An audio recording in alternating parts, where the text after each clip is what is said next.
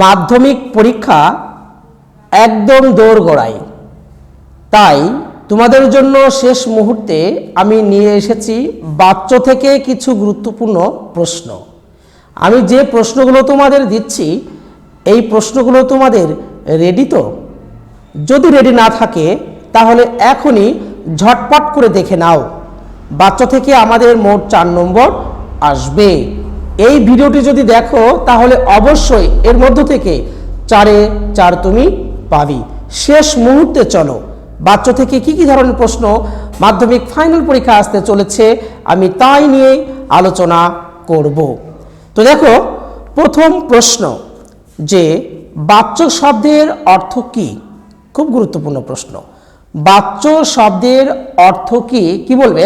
বাচ্চ শব্দের অর্থ বলার একটা বিশেষ ভঙ্গি, প্রকাশ ভঙ্গি, এটাকে আমরা বাচ্চ বলে থাকি। দ্বিতীয় প্রশ্ন, বাচ্চ শব্দটির ব্যুৎপত্তি কি? বাচ্চ শব্দটির ব্যুৎপত্তি বস, বস একটা ধাতু, বস মানে বলা, যোগ যত বা অন্তুজ, বস যোগ যত সমান বাচ্চ। 3 নম্বর প্রশ্ন যে বাচ্চ কাকে বলে? বাক্যের বাচনভঙ্গি অনুযায়ী কর্তা কর্ম বা ক্রিয়াপদের প্রাধান্য নির্দেশ করে ক্রিয়াপদের রূপের যে পরিবর্তন ঘটে তখন তাকে বাচ্চ বলা হয়। পরের প্রশ্ন দেখো, বাচ্চকে কয় ভাগে ভাগ করা যায় কি কি? যদি পৃথিবী টিকে থাকে এর মধ্যে থেকে তুমি একটি পাবি, 100% কি বলতে পারি যে বাচ্চের যে 4টি ভাগ রয়েছে তার মধ্যে 4টির সংজ্ঞা প্লাস একটি করে বৈশিষ্ট্য, তার সঙ্গে প্লাস একটি করে উদাহরণ, একটি আসবেই আসবে আসবে। প্রথম প্রশ্ন দেখো, বাচ্চকে আমরা যে 4 ভাগে ভাগ করতে পারি তার প্রথম ভাগ কর্তৃবাচ্য, দ্বিতীয় ভাগ কর্মবাচ্য, তৃতীয় ভাগ ভাববাচ্য, চতুর্থ ভাগ কর্ম কর্তৃবাচ্য। তো দেখো, কর্তৃবাচ্য কাকে বলে? যে বাচ্চে কর্তাই প্রধান, ক্রিয়াপদ কর্তার অনুসারী হয় তখন তাকে বলা হবে কর্তৃবাচ্য। কর্তৃবাচ্যের বৈশিষ্ট্য কি? 1, কর্তার প্রাধান্য থাকে। 2, কর্তৃবাচ্যে কর্মের ভূমিকা গৌণ। 3, কর্তায় সাধারণত বিভক্তিহীনতা দেখতে পাওয়া যায়। উদাহরণ, পাগলে কি না বলে? সম্রাট অশোক কলিঙ্গ জয় করেছিলেন। আমাকে অনায়াসে বলতে পারো, বুলবুলিতে বল ধরেছে। তাহলে বুলবুলি, আমাকে, পাগল, অশোক এইগুলো সবই কর্তৃবাচ্যের উদাহরণ, কারণ এখানে কর্তার প্রাধান্য আমরা দেখতে পাচ্ছি। দ্বিতীয় প্রশ্ন মানে ভাগের দ্বিতীয়, কর্মবাচ্য। যেসব বাচ্চে কর্মের প্রাধান্য থাকে, ক্রিয়াকর্মের অনুগামী হয়ে কর্মের পুরুষ অনুসারে নিজের রূপের পরিবর্তন ঘটায় তখন তাকে বলা হবে কর্মবাচ্য। দ্বিতীয় দেখো, বৈশিষ্ট্য, কর্মবাচ্যে কর্মের প্রাধান্য থাকে, ক্রিয়া কর্মের অনুসারী হয়, কর্তায় দ্বারা দেয়া কর্তৃক অনুসর্গ যুক্ত হয়ে থাকে, হ, যা, যা, পর ইত্যাদি ধাতুযোগে গঠিত ক্রিয়াপদটি কর্মের অনুগামী হয়, বাংলা ক্রিয়ায় আ প্রত্যয় যুক্ত হয়। উদাহরণ, আমার দ্বারা বইটি পঠিত হয়েছে, পুলিশ কর্তৃক চোরটি ধৃত হয়েছে, বাংলার মুখ আমার দ্বারা দৃষ্ট হয়েছে, এইগুলো সবই কর্মবাচ্যের উদাহরণ হবে। তোমরা হালকা করে দেখে রাখবে, কর্তৃ এবং কর্মবাচ্যের একটি পার্থক্য লেখো। কি বলবে? কর্তৃবাচ্যে কর্তার প্রাধান্য থাকে আর কর্মবাচ্যে কর্মের প্রাধান্য দেখতে পাওয়া যায়। পরের প্রশ্ন খুব ইম্পর্টেন্ট, ভাববাচ্য। ভাব শব্দটির আবিধানিক বা পারিভাষিক অর্থ হলো ক্রিয়া। তাই যে বাচ্চে ক্রিয়ার অর্থ প্রাধান্য ঘটে বা ক্রিয়ার ভাবই প্রধান হয়ে ওঠে তখন তাকে ভাববাচ্য বলে। আরেকটি কথা, এটা কিন্তু পরীক্ষা আসে কোন বাচ্চে কি কোনগুলো প্রাধান্য থাকে, কর্তৃবাচ্যে কর্তা, কর্মবাচ্যে কর্ম, ভাববাচ্যে ক্রিয়া বা ভাবের প্রাধান্য থাকে, এটাও কিন্তু পরীক্ষায় আসে। তাহলে যে বাচ্চে ভাবের প্রাধান্য থাকে বা ক্রিয়ার প্রাধান্য থাকে তখন তাকে বলা হবে ভাববাচ্য। উদাহরণ দেখো, আমরা যদি বলি ভাববাচ্যের একটি গুরুত্বপূর্ণ দেখো বৈশিষ্ট্য যদি বলি, ভাববাচ্যে ভাবের প্রাধান্য দেখতে পাওয়া যায়। 2 অকর্মক ক্রিয়ারই ভাববাচ্য হয়।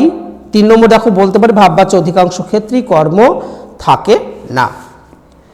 এবার দেখো পরের প্রশ্ন যে ভাববাচ্যের উদাহরণ, শ্যামের আসা হয়, মহাশয় কোথা থেকে আসা হয়, এখন তোমার কোথায় যাওয়া হচ্ছে, এগুলো সব ভাববাচ্যের উদাহরণ হবে।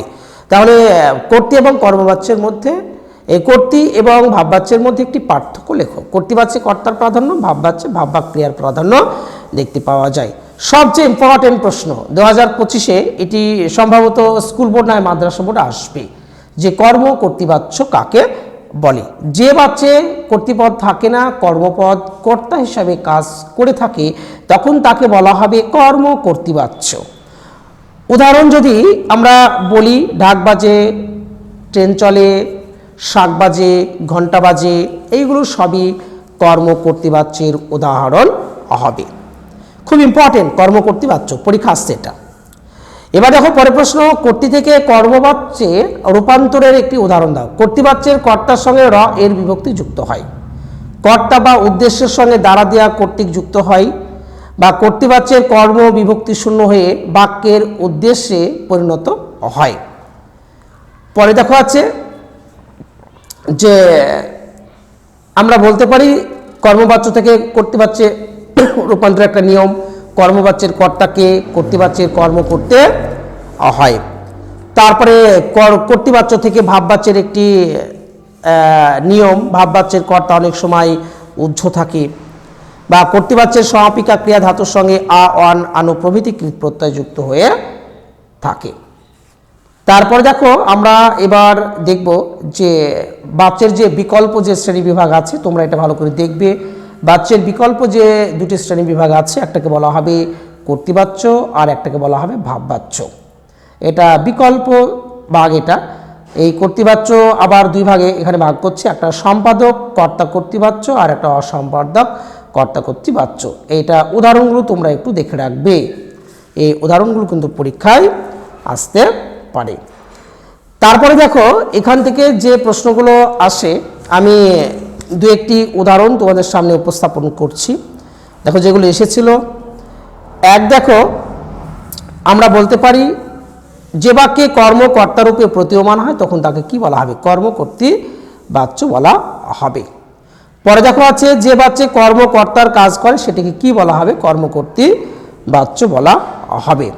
বাচ্য পরিবর্তনে বাক্যের কি কি পরিবর্তন হয়, কর্তা ক্রিয়ার পরিবর্তন হয়ে থাকে। পরে দেখা আছে বুড়ো মানুষের কথাটা শোনো, এটা কর্মবাচ্যে রূপান্তর করো। কি বলবে, বুড়ো মানুষ কর্তৃক উক্ত কথাটা শোনা হোক। এটা অবশ্যই গুরুত্বপূর্ণ প্রশ্ন। তারপরে দেখো আছে সিঁড়ি থেকে নামা হলো, এটা সিঁড়ি থেকে নামা হলো, বাক্যটিকে কর্তৃবাচ্যে রূপান্তর করো। কি বলবে, সিঁড়ি থেকে নামলো। তারপরে দেখো আছে এসো যুগান্তের কবি ভাববাচ্যে পরিণত করো, যুগান্তের কবি তোমার আশা হোক।